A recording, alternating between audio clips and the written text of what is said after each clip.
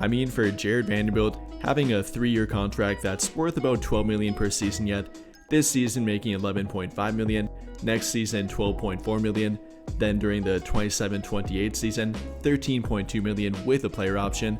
Therefore, it's fully guaranteed and he has control over it. That's not a particularly appealing contract, especially when you factor in his current numbers and lack of offensive impact. It's not too good. I mean, maybe if you have belief in him that he might eventually improve yet, I guess, but I don't think many other teams and many other general managers around the league believe that. I mean, coming off back-to-back seasons of showing little to no improvement on offense, once again shooting below 30% from 3, being an offensive liability at times, not being able to do much with the ball, not being able to make an impact off the ball, neither with the 3-point shooting or with a great backdoor cutting ability, simply doesn't have great hands around the rim, isn't a true lob threat, isn't a great dump-off guy, isn't a very high IQ off-ball player in general. So it's definitely unfortunate, and that's led to him being out of the rotation because he simply can't fit with all 3 of Luka Doncic, LeBron James, and Austin Reeves offensively. Yes, you definitely can make an argument, and even I myself have made this argument, that his defense can be so good if used correctly that he should be able to find their way into the rotation at least in some matchups.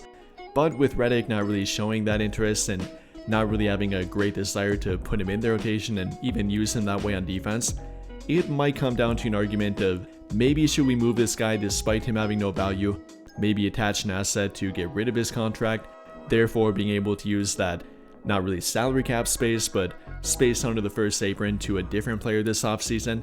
You know, maybe to be able to resign a guy like Rui Hachimura. That's definitely up for consideration here. Trying to offload the contract or simply use it to match the salary of a different player that might be able to give their team better value and actually be in the rotation in every matchup, that's something they do have to think about. Again, I personally like Jared Vanderbilt. I wish that he would be better offensively. I wish they could find a better way to utilize him, but at this point it doesn't really seem that way.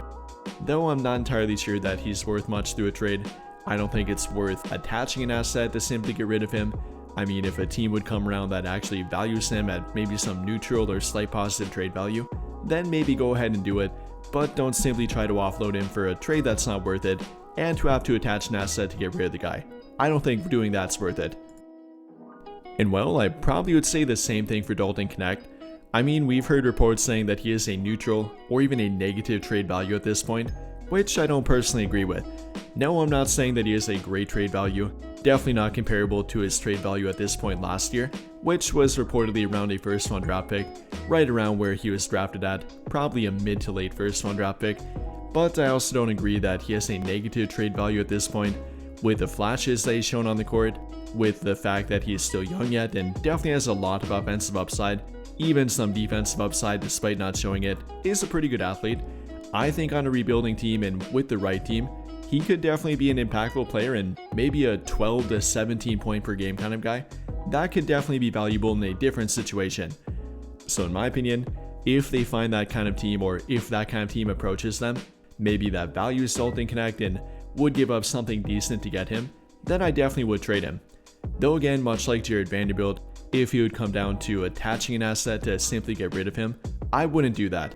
At least not for a bad price and not for a bad player in return.